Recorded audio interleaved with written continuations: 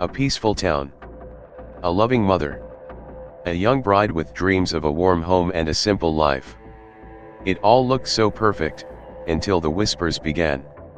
In Maple Hollow, Maine, 1889, behind the lace curtains and wooden fences, something unspoken festered. Something that no one dared to name until it was too late. This is a story about love that went too far, a mother's hold that never loosened, and a tragedy that would leave the entire town shattered. Welcome back to Truth in Shadows. If you're ready, let's begin. From the outside, the Doyle home could have been the image on a postcard. Its wooden siding, freshly painted in pale cream, caught the soft light of early morning. Flower boxes, always in bloom, lined the windows like painted smiles. Smoke curled peacefully from the chimney each evening. The front steps never creaked. The lawn was always trimmed just right. It was a house that looked like it had nothing to hide. But Maple Hollow had learned long ago appearances were kind liars.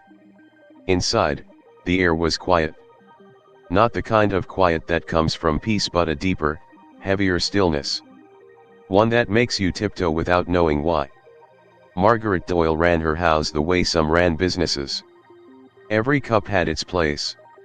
Every rug its angle. Every hour its rhythm. The ticking clock in the hallway was more than decoration, it was law. Breakfast at 7, lunch at noon, supper at 6. Any deviation felt like sin. She walked in straight lines, spoke in measured tones, and folded linens with a precision that made others nervous. Her dark dresses were always pressed, her hair always pulled back so tight that even the wind respected it. In town, she nodded politely but never lingered in conversation. She was neither warm nor cold, just unreachable. And then there was Samuel. He was tall, with shoulders built from years of lifting, chopping, hammering. He had hands rough from labor, but eyes that looked down too quickly. The kind of man who worked hard, listened well, and never raised his voice. People in town liked Samuel. They admired his quiet strength and how he always helped without being asked. But some noticed how rarely he spoke for himself. How often he glanced toward his mother before answering. And how he seemed to shrink, just slightly, when she entered the room. Samuel was Margaret's only child. Her pride. Her purpose. She spoke of him the way others might speak of a miracle, something given by God and meant to be protected.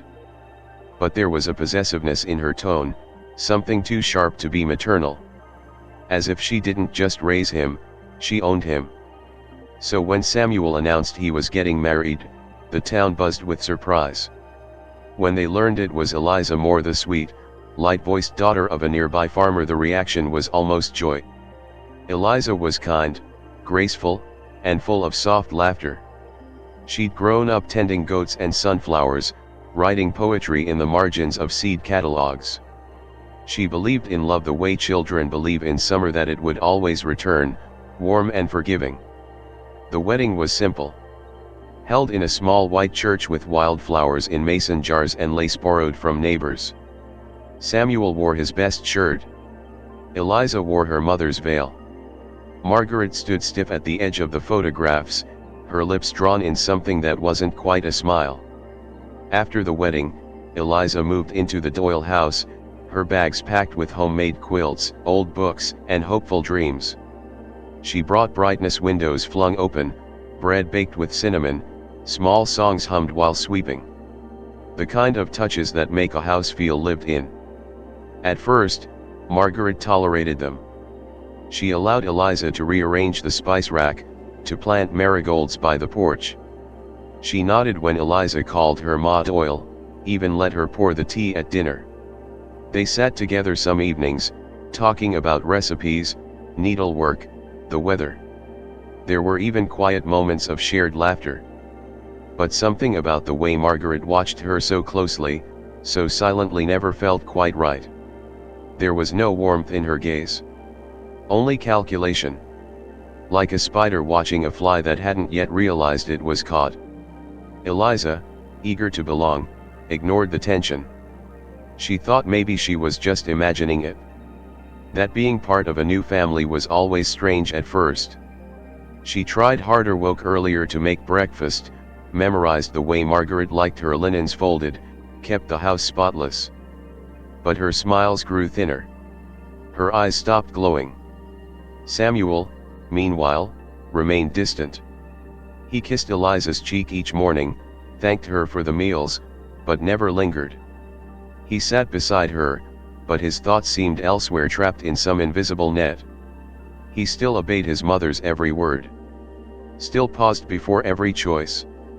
As if he lived between two lives and had fully stepped into neither. The bed Eliza shared with him remained neatly made. Too neat. As if no one ever lay restless in it. As if longing was something folded away before dawn. Margaret never criticized Eliza outright. Her words were always civil, but heavy with implication. "My Samuel prefers quiet mornings," she'd say when Eliza played the piano softly. "In this house, we eat plain," she'd murmur when Eliza made something spicy. Each comment was a brick. Slowly, silently, a wall rose around Eliza, and she didn't even notice she was being walled in.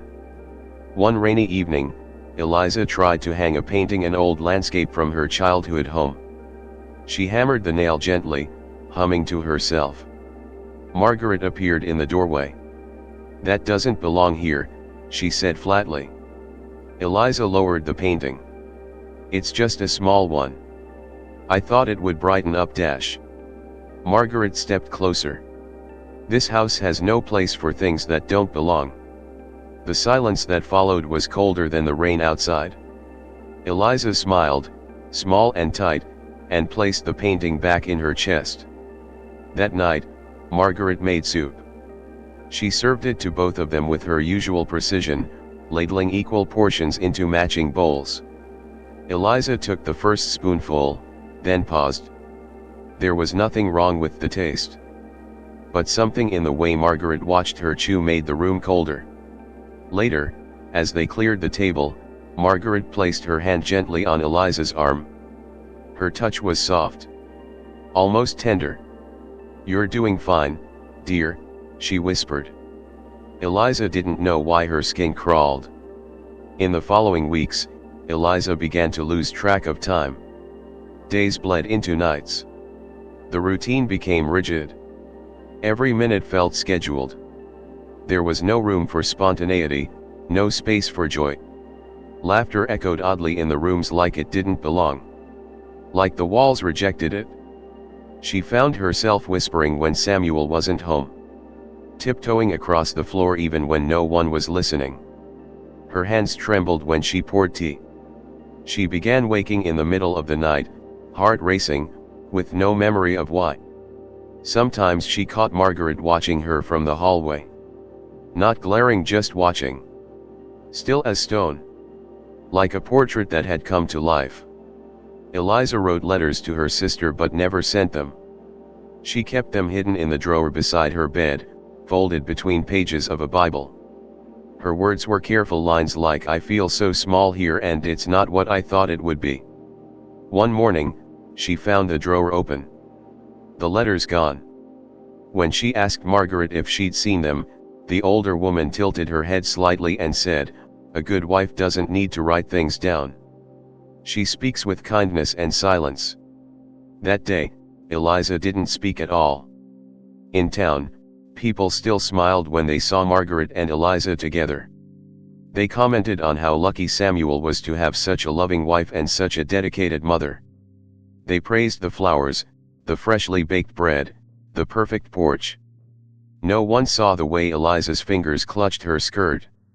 No one noticed the way her eyes darted toward the window, like they were looking for something that could carry her away. There's a kind of loneliness that exists even when you're not alone. A feeling that you're vanishing while someone else writes your story. Eliza wasn't unhappy. She was disappearing. And still, the Doyle house remained clean. Still, the floors gleamed, the windows shined, the curtains fluttered like gentle sighs. Still, everything looked perfect. But some perfections are nothing more than carefully dressed prisons. Some flowers bloom just before the frost. And not every smile means safety. The seasons in Maple Hollow shifted slowly, gently, like the turning of a page. Leaves turned gold, then red, then brown. Snow crept in around the edges of rooftops. But something inside the Doyle house changed much faster, and much darker, than the seasons ever could. It was subtle at first, a slow shrinking, a steady closing in. People didn't see it immediately, but when they did, it had already sunk its roots too deep. At first, it was Eliza's absence. She had once been a familiar sight in town, smiling at the bakery, chatting at the market, carrying flowers in her arms. But weeks passed. Then months. And no one saw her anymore.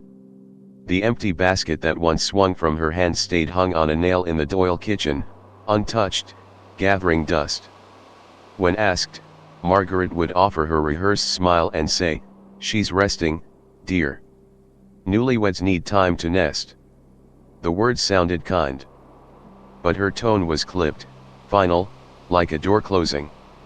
Behind that door, Eliza was vanishing.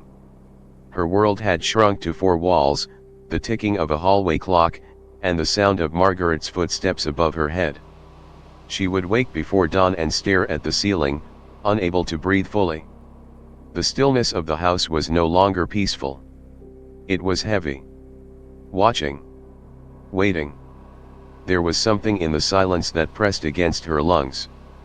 Eliza had once written letters to her sister, long, flowing pages of hope and little updates: what she cooked, what she planted, what Samuel had said.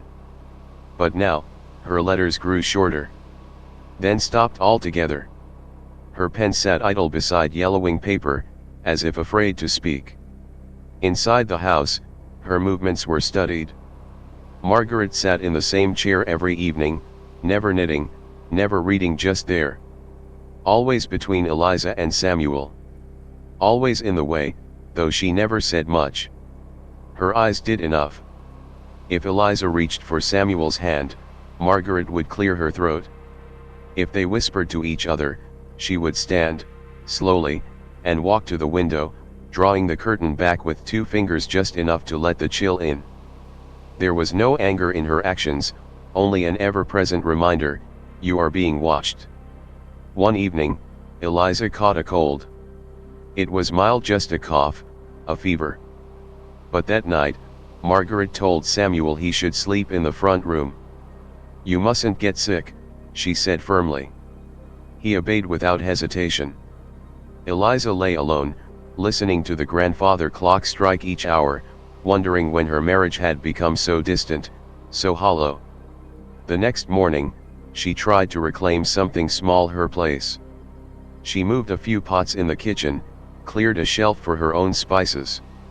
It wasn't much. Just a gesture. But the next day, every single item had been moved back. Neatly. Precisely. As if her attempt had never happened. Margaret didn't mention it. She didn't need to. Her silence was louder than any scolding. Samuel said nothing. He stopped meeting Eliza's eyes. Stopped speaking unless spoken to. When she asked him simple things: what he wanted for dinner, how his work had gone, he would pause. Then glance toward the next room, as if waiting for approval. His answers were short. His presence, ghost-like. There were nights when Eliza heard sounds through the walls: soft sobbing, muffled voices, sometimes a creak in the hallway floorboards when no one should have been awake. Once, she thought she heard Samuel talking to himself behind a closed door. She leaned close, heart pounding. But the words were too quiet. Just a rhythm of broken syllables and a single name repeated again and again: Ma. Ma. Ma. Another night, after a storm, Eliza was found barefoot, standing at the edge of the woods near the property line. Her nightgown clung to her legs, wet with morning dew. Her hair was tangled. Her eyes, blank. A neighbor, Mrs. Granger, saw her from a distance and approached slowly. Eliza didn't speak. She didn't even seem to see her. She turned and walked back toward the house, silent. Later, when asked, she said she had been out for air. But her voice shook, and her hands would not stop trembling. She told no one what had happened in the woods that night. Not even herself.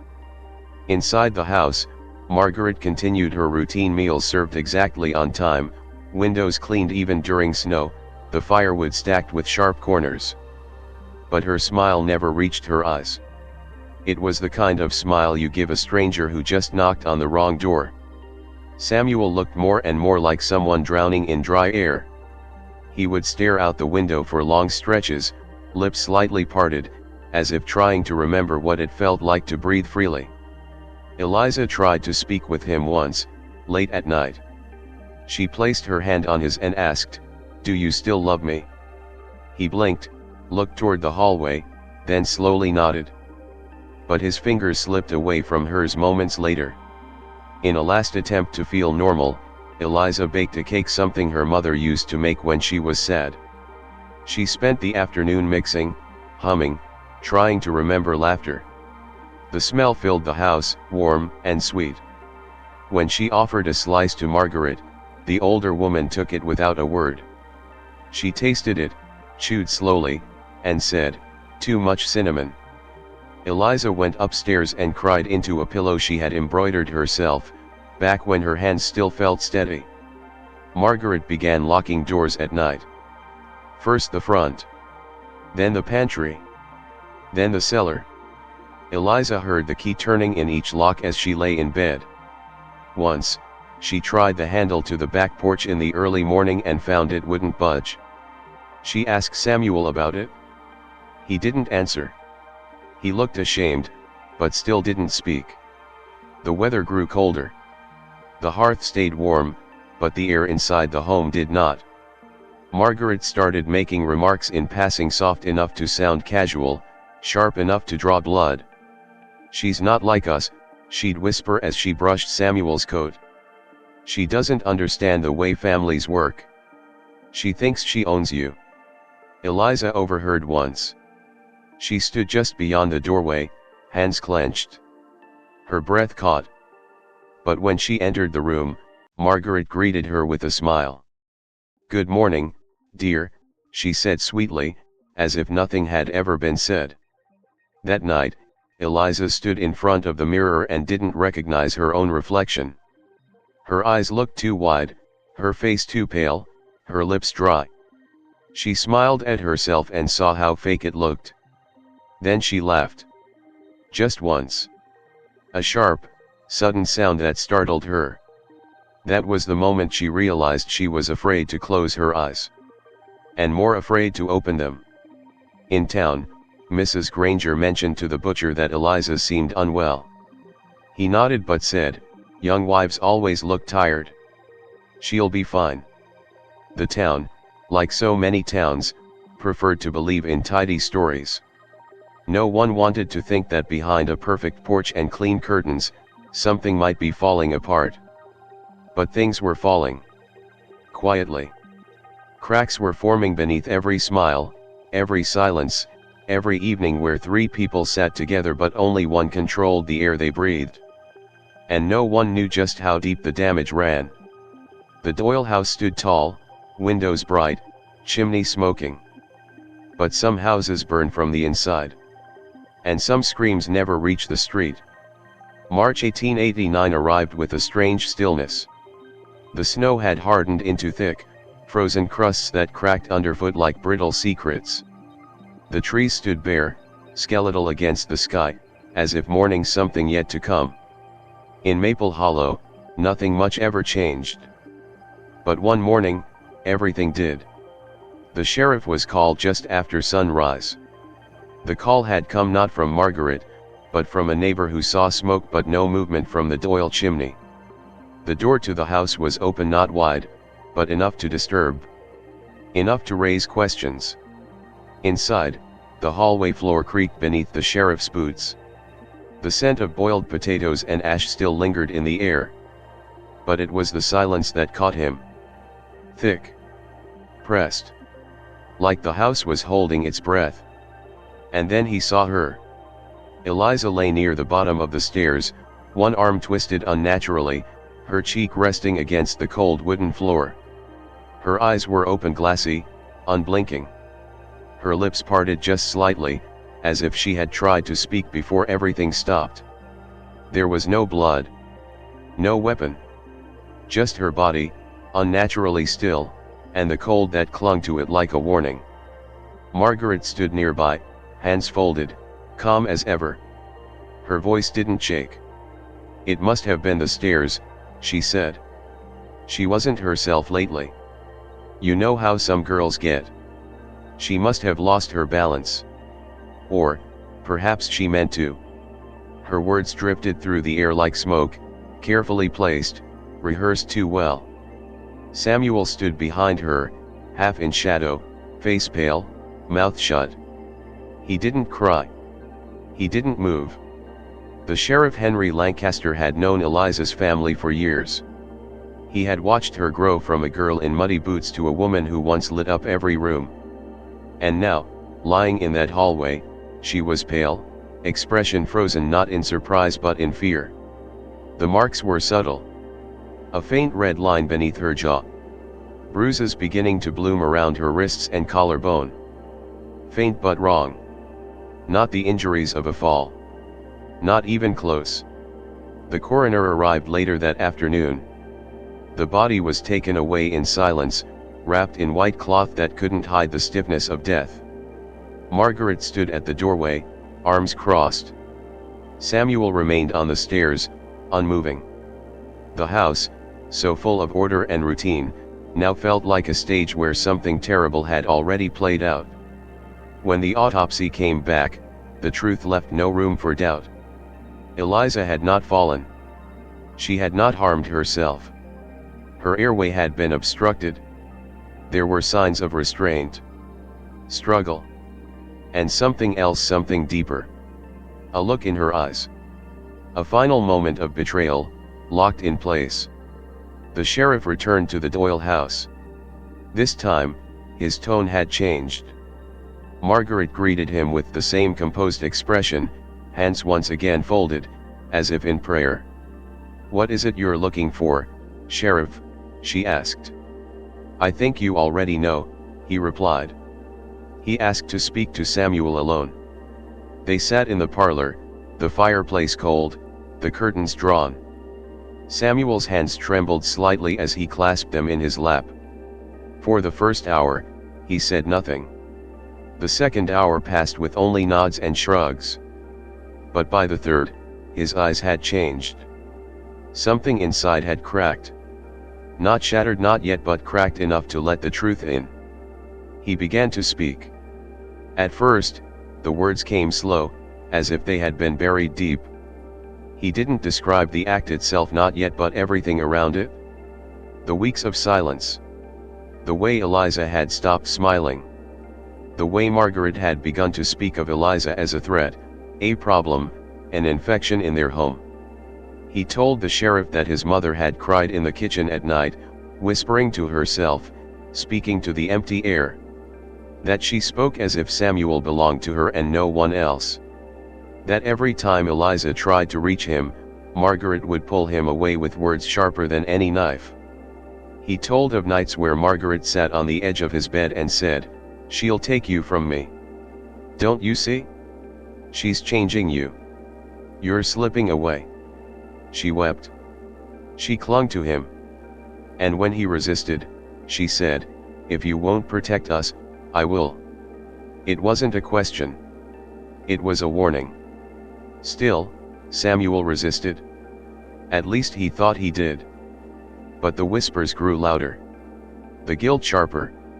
Margaret began leaving pieces of Eliza's things in strange places, her shawl in the firewood pile, her diary left open beside the sink, pages missing. "She's keeping secrets," Margaret told him. "She doesn't trust us." One night, Margaret placed a small bowl in front of Samuel at dinner.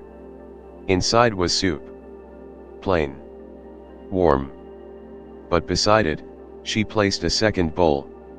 Empty. For Eliza, she said. It's your turn. He didn't eat that night. The final days blurred together. Samuel said he felt as though he were outside himself. Watching someone else move his hands. Hearing someone else answer questions. He remembered Eliza's eyes, how they no longer looked at him, but through him. As if she had already let go. And then came the night. The storm had passed, but the wind still howled against the windows. Margaret had asked Eliza to bring in the laundry from the back porch. It was late. The sky was dark. Eliza hesitated, then obeyed. She stepped outside. Moments later, Samuel followed. He didn't describe what happened next in detail. He couldn't. Or wouldn't. Only that Margaret had been standing at the door when he returned. And that Eliza never came back inside. The sheriff pressed harder. Asked where the bruises came from. Samuel looked down. She struggled, he said. His voice cracked. She looked at me, like I was someone else. And were you? The sheriff asked. Samuel didn't answer. Then came the final confession. She told me, he whispered. She told me it was the only way. That families protect each other. That this house couldn't hold three. The words hung in the air, bitter and sour. Margaret was arrested that evening. She didn't resist. She placed her hands together, nodded, and asked only that someone feed the chickens. At the jailhouse, she requested tea. She never asked about Eliza. News spread quickly. The town, so quick to praise, so eager to believe in good, was stunned. At church, people wept. At the market, they whispered. At home, doors were locked just a little earlier. Trust had shattered, not just in the Doyle family, but in the heart of Maple Hollow. Some said Samuel was a monster. Others said he was a puppet. But everyone agreed nothing about the Doyles had ever been normal. And the house, once so clean, now stood cold. Quiet. As if it too was grieving. You can still see Eliza's footprints on the back porch in winter, they say. Just 2 steps. And then, nothing. Some ghosts don't haunt with screams. They haunt with silence. The night was unusually quiet. The kind of quiet that presses against the windows and hums beneath the floorboards. There was no wind. No rustling leaves. No creaking from the old barn door out back. Just a thick stillness that made every sound feel sharper. Margaret Doyle moved through the kitchen with her usual grace, setting the teapot down with steady hands, the porcelain clicking gently against the wood. The candles flickered in their holders, casting golden halos that danced across the walls, softening the edges of the room as if trying to pretend nothing was about to happen. She wore a deep blue dress that night, the same one she had worn for Easter 2 years ago. Her hair was pinned neatly, her collar starched. Her lips carried a faint touch of color, almost imperceptible, and her eyes, calm and knowing, did not waver. She poured the tea slowly, letting the steam rise into her face, as if drawing comfort from the heat. The fire in the hearth crackled low. A loaf of bread sat sliced and waiting. 2 plates were set. But only 2. Samuel stood in the hallway, his back pressed against the wall like it might hold him up. His hands trembled, fingers twitching against the seams of his trousers. His face was pale, his jaw clenched so tight a vein throbbed just beneath the skin. His eyes were fixed on the floor, but his ears strained toward the sound of the barn door closing outside, the soft thud of boots returning to the house. Eliza entered moments later, her cheeks pink from the cold. Her hands were slightly red, raw from carrying buckets, and she wiped them on her apron, more from habit than need. She smiled faintly, as if hoping the small gesture might stretch across the distance that had grown between them. Her voice was light, but tired. "Is dinner ready?" she asked, looking between them. Margaret didn't speak. She simply nodded. The room felt thick with something invisible. Something heavy, suspended above them like a net of glass, waiting to shatter. Then Margaret turned her head, slowly, toward Samuel. She didn't speak. She didn't need to. The look she gave him was sharp as a knife's edge, calm, demanding, absolute. It was not a question. It was the moment she had spent months creating. Samuel took one step forward. Then another. Eliza turned to face him, her brows drawing together in confusion. "Samuel," she whispered. Her hands dropped from her apron. Her smile faded. He raised his arms, slow, hesitant, like a man moving through water. His fingers curled. His mouth opened, but no words came. Just breath. Shallow and quick. He looked at her not as a wife, not even as a person, but as something caught between mercy and guilt. Eliza blinked, taking a step back. "What are you dash?" She barely had time to scream. The sound that escaped her lips was brief, high-pitched, then abruptly cut off. Her body jerked, stumbled, hit the edge of the table, knocking a candle sideways. Wax spilled onto the tablecloth. Her hands clawed at Samuel's arms. Her eyes locked with his. They didn't hold rage or shock. They held betrayal. He felt her fingers tremble, then weaken. Her knees buckled. A sharp exhale. Then silence. Margaret stood nearby, watching. She never flinched. Her hands were folded neatly in front of her. When Eliza collapsed to the floor, Margaret stepped forward, not to help, not to mourn, but to smooth her skirt. She knelt beside Eliza's body and straightened her dress, tucking the fabric near her ankles, brushing back a strand of hair from her face. Then she leaned down and whispered something against Eliza's ear. No one would ever know what was said. Not even Samuel. But something about the way she smiled after made the room feel colder. She rose and turned to Samuel, who stood shaking, his face wet not with tears, but with sweat. She didn't touch him. She didn't thank him. She simply said, "Go wash up." He stumbled toward the basin, moving like a puppet with tangled strings. Water splashed. Soap slipped from his hands. His reflection in the small mirror looked like a stranger.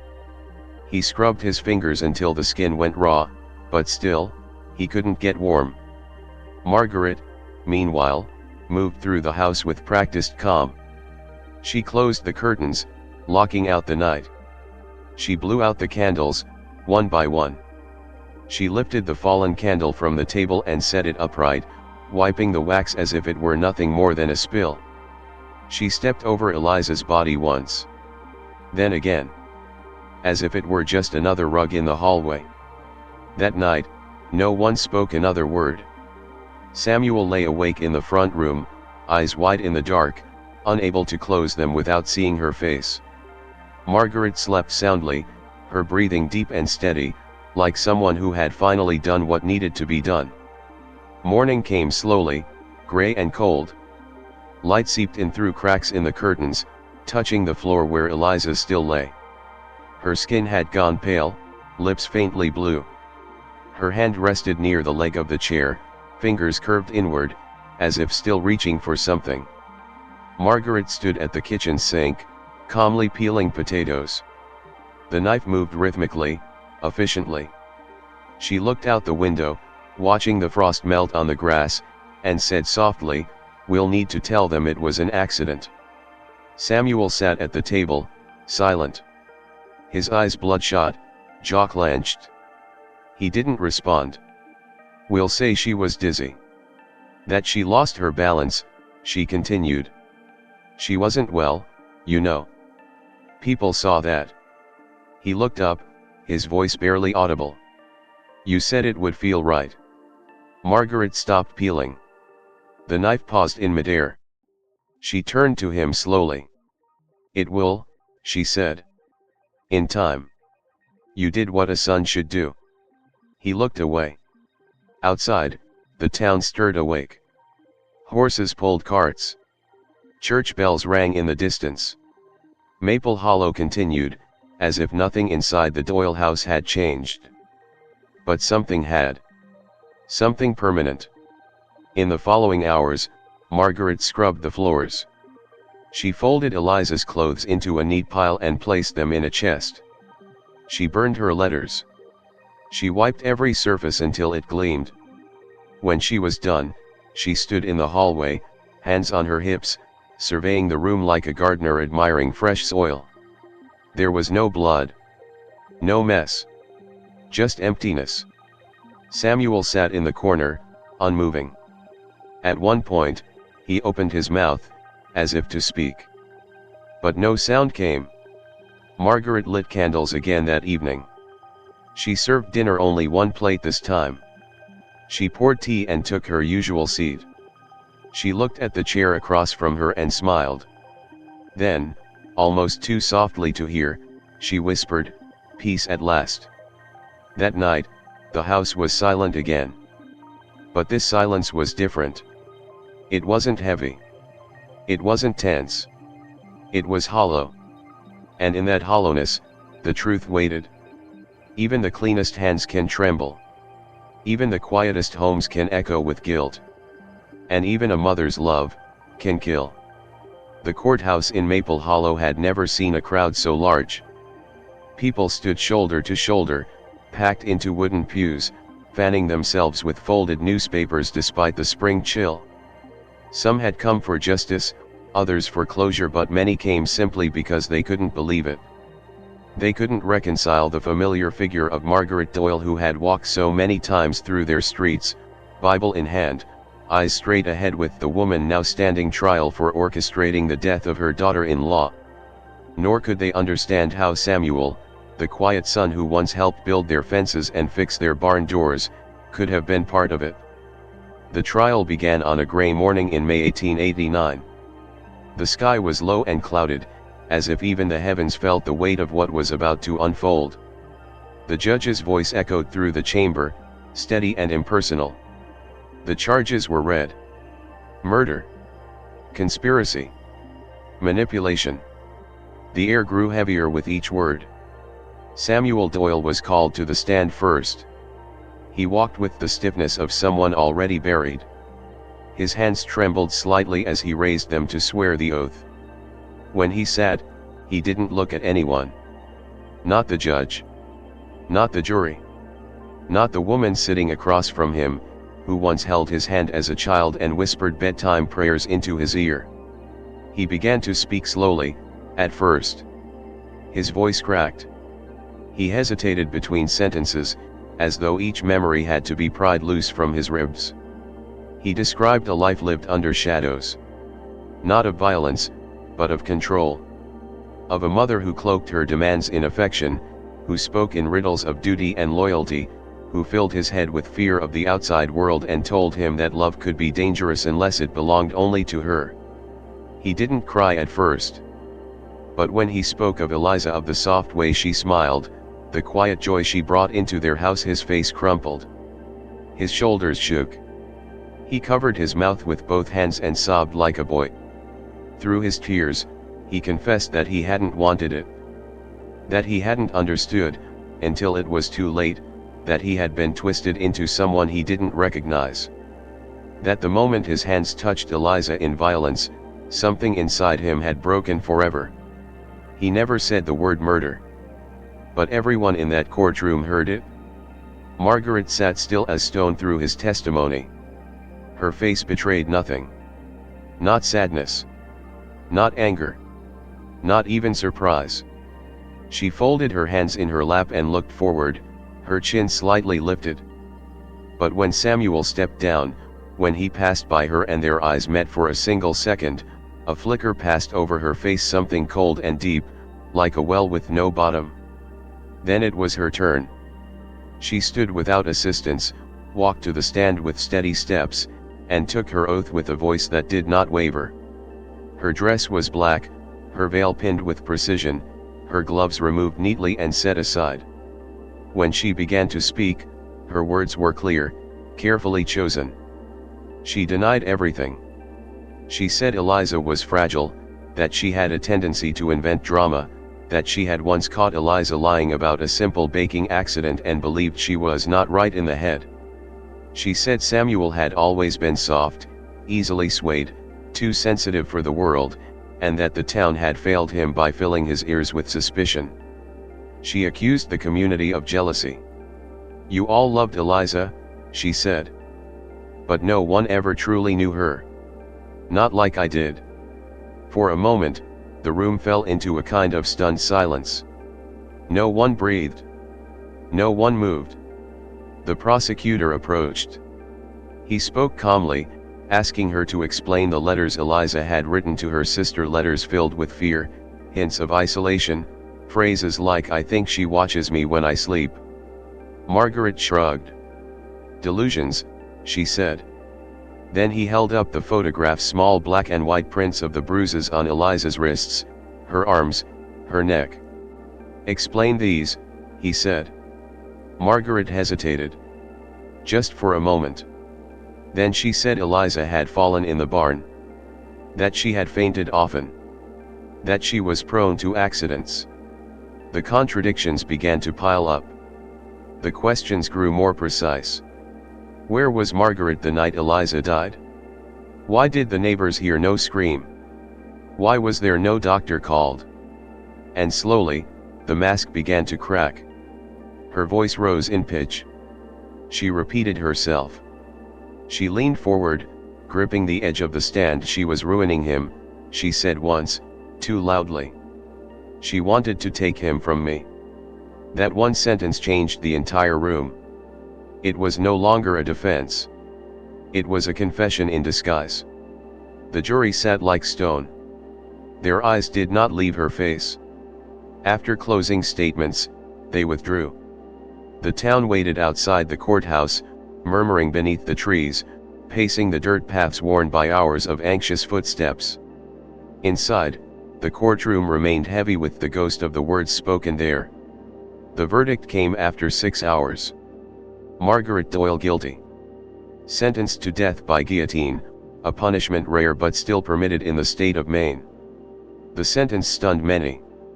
Not because they believed she was innocent, but because they had never imagined such an end for someone like her. A woman. A mother. A widow in a church pew. Samuel Doyle guilty. Sentenced to life in prison with hard labor. Some believed it was too harsh. Others believed it was mercy. The judge had looked at him for a long time before speaking. "I see not only a man," he had said, "but the ruins of one." On the morning of August 7, 1890, before the sun had fully risen, Margaret was led to the execution yard. She wore a long gray dress, buttoned to the throat. Her hair had turned silver in the month since the trial, but it was neatly arranged. She did not speak. When offered a final word, she shook her head. Witnesses later said her expression was serene. That she looked not like a woman facing death, but like someone preparing for a long nap. The guillotine stood tall against the dawn sky. And when the blade fell, the silence that followed felt eternal. Samuel never attended the execution. He remained in his cell, staring at the wall. From that day forward, he stopped speaking of his mother. He refused all visitors. He ate little, slept less. He labored in the prison yard like a machine, efficient, tireless, numb. Years passed. The world changed. But Samuel remained in his small cell, a shadow of a man, haunted not just by what he did, but by the quiet voice that had led him there. Some say he was seen once, mouthing words to no one. Words like "forgive" and "please" and "stop." But the guards could never be sure. The Doyle house was left empty. The neighbors avoided it. Children dared each other to peek through the windows but never stepped inside. The paint peeled. The roof sagged. Ivy crawled up its sides like silent fingers. But the door remained shut, as if the house itself had decided never to open again. In winter, wind blew through the cracks and made strange music in the halls. Some claimed they heard footsteps at night. Others said they smelled tea. But no one stayed long enough to be sure. Maple Hollow never truly healed. The town buried its grief beneath new buildings, new families, new stories. But every so often, someone would glance at the road leading to the Doyle place and feel a chill crawl up their spine. Because some homes do not forget. Some silences never end. And some sins echo forever. This is not just a story of murder. It is a story of possession, of how love, twisted by fear and control, can become a prison tighter than iron bars. Eliza Moore deserved a life of warmth and safety. Instead, she walked into a home that looked perfect, and found herself trapped in a web she could never escape. What do we see when we look at a happy family from the outside? What don't we see? And how many secrets hide behind closed doors, silent, waiting? Thanks for watching. Don't forget to subscribe and share your thoughts below. We'll see you next time, here on Truth in Shadows.